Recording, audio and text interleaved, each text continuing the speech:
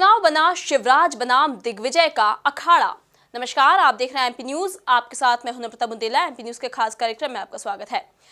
चुनावी तैयारियां शुरू हो चुकी हैं। कांग्रेस बीजेपी दोनों अपनी तरफ से पूरी कोशिशें कर रही हैं। जहां बीजेपी लगातार सक्रिय नजर आ रही है तो वहीं कांग्रेस भी कुछ कम नजर नहीं आ रही है। हमारे संवाददाता राहुल इस वक्त हमसे जुड़े हुए हैं। राहुल, वैसे तो इस उपचुनाव को शिवराज बनाम कमलनाथ होना चाहिए था, क्योंकि कमलनाथ ने जहां अपनी सत्ता खोई है तो वहीं सत्ता को वापस पाने के लिए उन्हें लगातार सक्रिय रहना चाहिए था। लेकिन आमतौर पर देखा जा रहा है कि जहां शिवराज सिंह चौहान राजनीति में सक्रिय नजर आ रहे हैं, वो चुनावी शंखनाद भी कर चुके हैं, बीजेपी भी तैयारियां कर रही है, लेकिन वहीं कमलनाथ कुछ नजर ज्यादा नहीं आ रहे हैं, बल्कि दिग्विजय सिंह ज्यादा सक्रिय नजर आ रहे हैं। तो क्या ये उपचुनाव शिवराज बनाम दिग्विजय सिंह कहा जाएगा?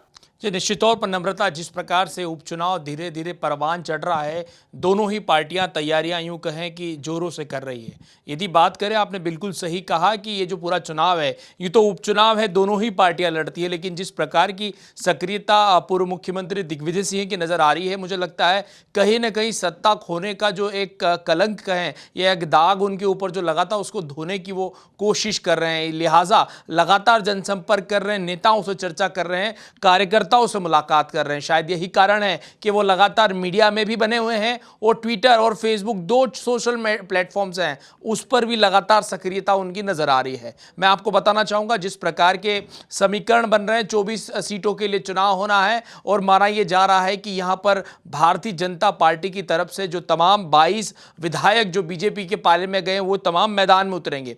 ऐसे में अब दिग्विजय सिंह के सामने बहुत सारी संभावना है, उनके बेटे के लिए आने वाले समय में बहुत सारी संभावना है, क्योंकि जिस प्रकार की वो राजनीति करते हैं, निश्चित तौर पर वो नेता बनाना जानते हैं। अभी कहा जाता है उनके बारे में कि दिग्विजय सिंह के पास में हर गांव में उनका एक कार्यकर्ता है। ऐसे में आप देख सकते हैं कि जिस प्रकार से 10 साल वो मुख्यमंत्री रहे और लगातार उनका संपर्क रहा है, तो ये भारतीय जनता पार्टी को नहीं भूलना चाहिए कि जो उपचुनाव है ये अनुभव के आधार पर भी होगा। जिस प्रकार से दिग्विजय सिंह की भी एक अपनी ताकत है और वो पूरी ताकत झोंकना चाहते हैं, यही कारण है शायद वो लगातार उपचुनाव में सक्रिय नजर आ रहे हैं। और बिल्कुल आपने सही कहा कि ये चुनाव है, ये कमलनाथ बनाम शिवराज होना था, लेकिन ये फिलहाल जो दिख रहा है वो दिग्विजय बनाम शिवराज नजर आ रहा है। क्योंकि आप देखेंगे, जो सोशल मीडिया पर एक वीडियो भी उनका वायरल हुआ था, दिग्विजय सिंह ने अपने ट्विटर पर डाला था, उसके बाद बवाल मचा, एफआईआर दर्ज हुई, उन्हें ट्विटर से हटाया, अब फिर उन्होंने एफआईआर दर्ज करने की धमकी दी है। यानी कुल मिलाकर एक आप पूरा माहौल, सियासी माहौल को यदि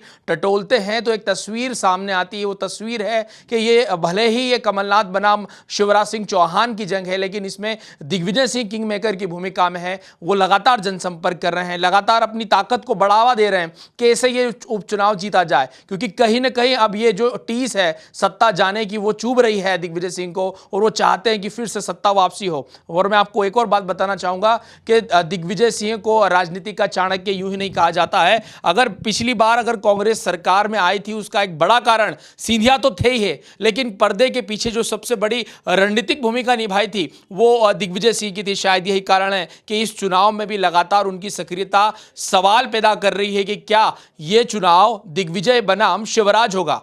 जी बिल्कुल, क्योंकि ये चुनाव दिग्विजय बनाम शिवराज इसलिए कहा जा रहा है क्योंकि जहां कमलनाथ को होना चाहिए था, वहां इस वक्त दिग्विजय सिंह खड़े ही नजर आते हैं। कमलनाथ सिर्फ पर्दे के पीछे की राजनीति करते नजर आ रहे हैं। जहां शिवराज अपनी चुनावी शंखनाद कर चुके हैं, वो चुनावी दौरा भी करने की शुरुआत कर चुके हैं, तो वहीं कमलनाथ अभी कुछ खास सक्रिय नजर नहीं आ रहे हैं, बल्कि उनकी जगह दिग्विजय सिंह नजर आ रहे हैं। चाहे हम ट्वीट वॉर की बात करें, वीडियो वॉर की बात करें, हर जगह दिग्विजय सिंह का ही नाम सामने आ रहा है। चाहे बयानों की बौछार हो, रणनीति की बात हो, सभी जगह दिग्विजय सिंह सक्रिय नजर आ रहे हैं। और शायद इसीलिए कहा जा रहा है कि यह उपचुनाव जो है वो शिवराज सिंह बनाम दिग्विजय सिंह बन चुका है। अब इसके पीछे क्या सिर्फ दिग्विजय सिंह की चाणक्य नीति है या फिर यह पूरी कांग्रेस की रणनीति है, ये तो आने वाला वक्त ही बताएगा। ताजा तरीन खबरों के लिए आप बने रहिए हमारे साथ, देखते हैं एमपी न्यूज। नमस्कार। एमपी की नब्ज, एमपी का हाल, मध्य प्रदेश की हर खबर एमपी न्यूज टीवी के साथ।